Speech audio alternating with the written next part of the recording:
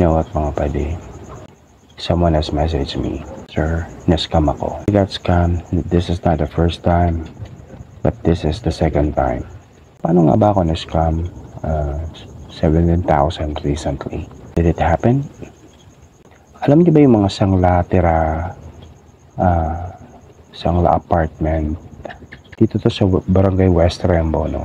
So she talked to me, sabi niya, so gusto kong isangla itong apartment ko. Okay. And because I am a businessman, so kaya kinagat ko yun. Guys, businessman ako, syempre.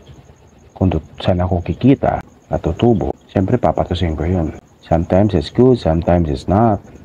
We sign a contract. Nag-issue siya ng check sa akin. And then, tinur niya ako sa apartment niya, which is it's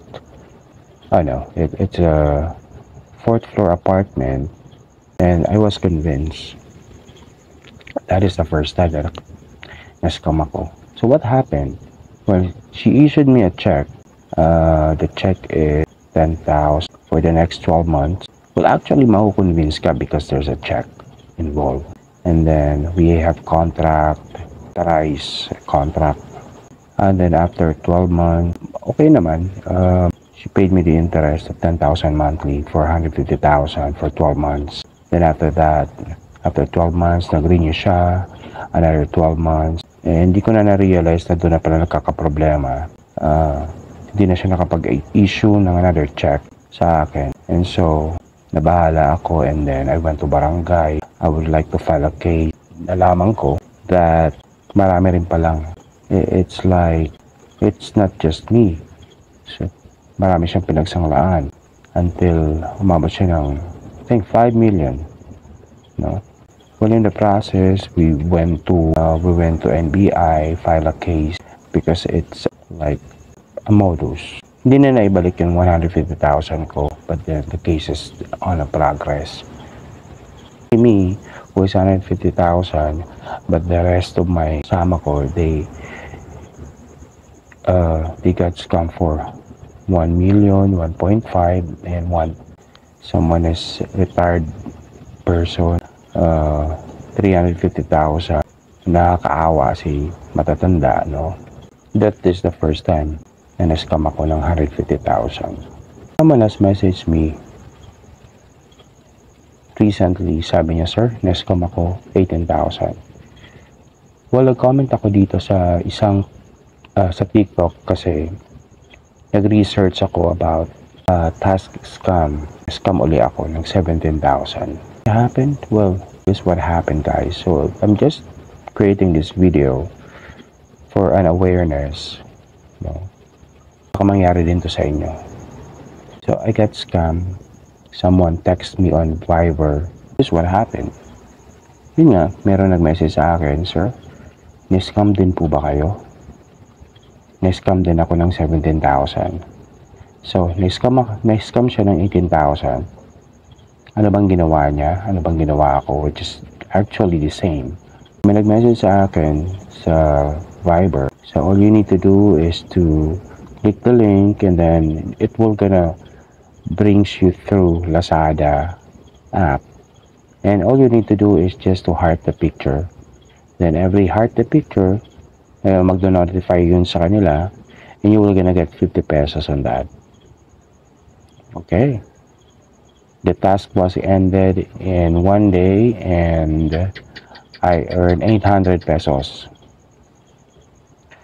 And the next day, the same thing again. Another 800 pesos.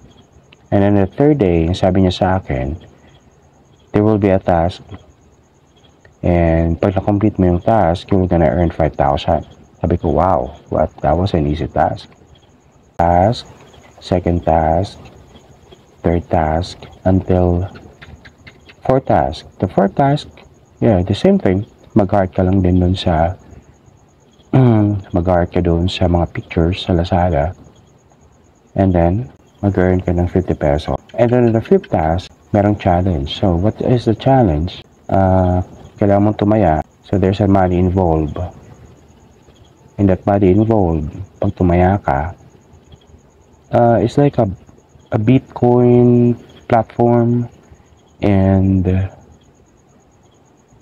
maglalaro ka ng trade, no? Magti-trade ka. So, nagti-trade ako sa Binance. So, I have an idea about that. Pero,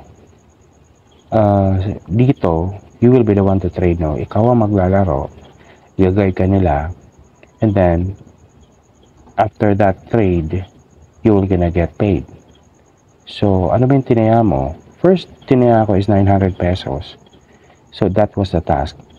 900 pesos and earn ka ng 1,500. Okay, I said yes, okay. I earned 1,500. The second is 2,400. So, nag-deposit ako ng 2,400 sa platform nila. I sent it through GCash. And I earned 3,400. And the third task, in third of the fifth task, I deposit 3,400. And then, so, in the fifth task, 3,400.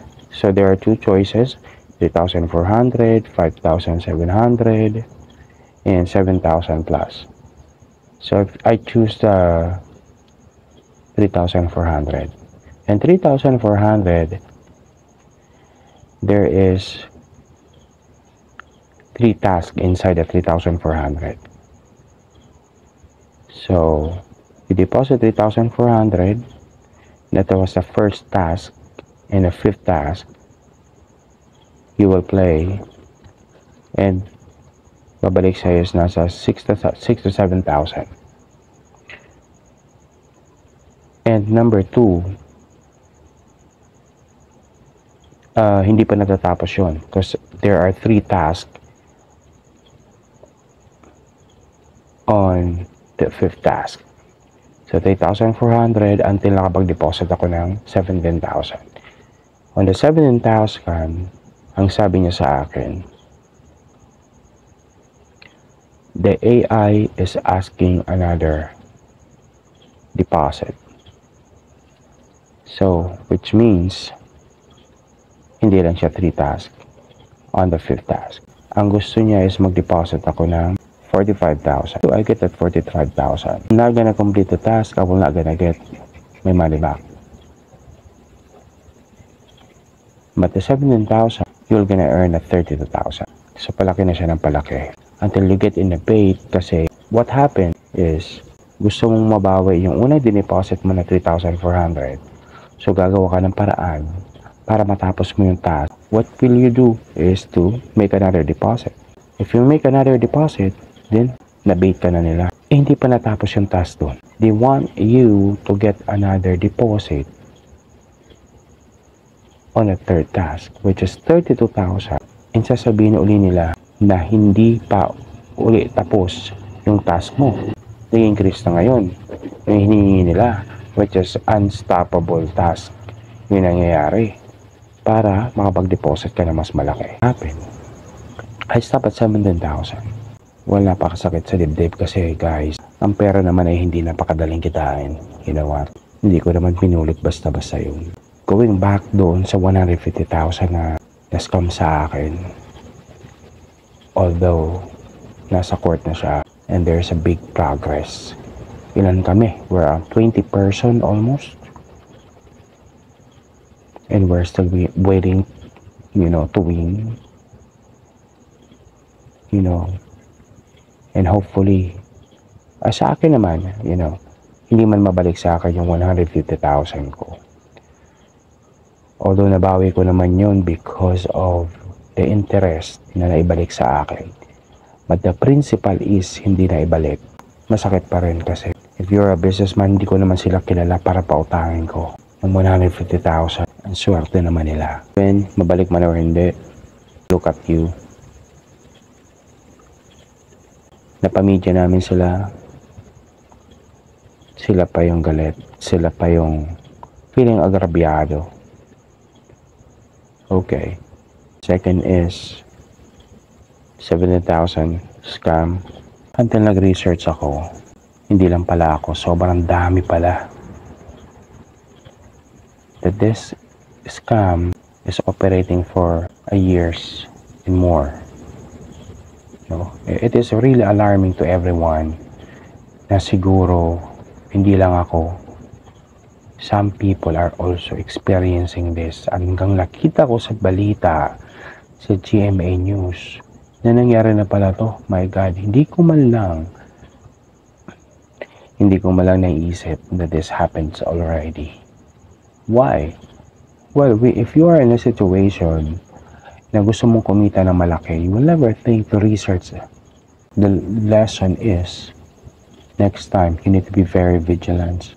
Kapag mayroong nag-offer sa inyo and money involved, guys, magpaka na kayo. Because there's no easy money. Nang walang ginagawa na ganitong oras, all you need to do is to click this, click that. Magpaka na kayo, guys. Remember, there's no easy money. Hirap kitain ng pera. So what happened next? Well, I research, I leave a comments dito sa TikTok kung sino ba yung mga, nakapag-experience ng scam din. And then this one, minessage niya ako personally. Sabi niya, "Sir, na-scam din kayo? Na-scam din ako ng 18,000. Sabi ko, yes, na-scam ako ng 17,000. Pinanood ko yung balita galing sa GMA. This is what you need to do. Nag-email ako sa NBI. All the messages, all what happened, the details. Kinontak ko rin ng GCash. Well, unfortunately, si GCash ay hindi na mababalik yung pera ko. Pag ikaw ay nag-send ng pera sa GCash, there is a security. You need to click the security. What I did is I clicked that security.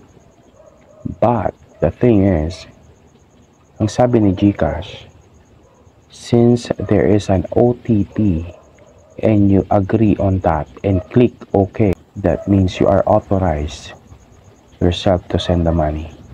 That is for the protection. Remember, pag clinic mo na yon or ikaw ay nag-send ng complaint sa kanila, useless din pala.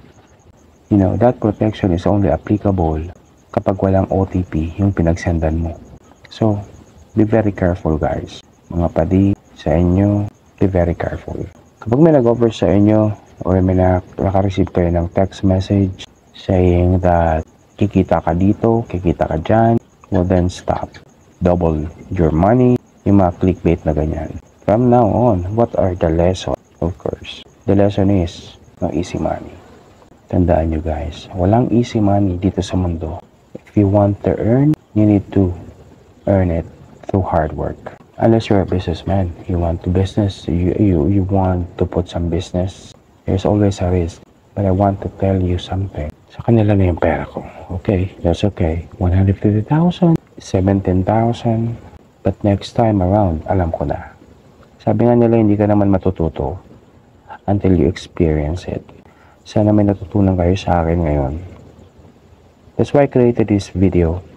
Kasi it's very alarming that these people are still operating.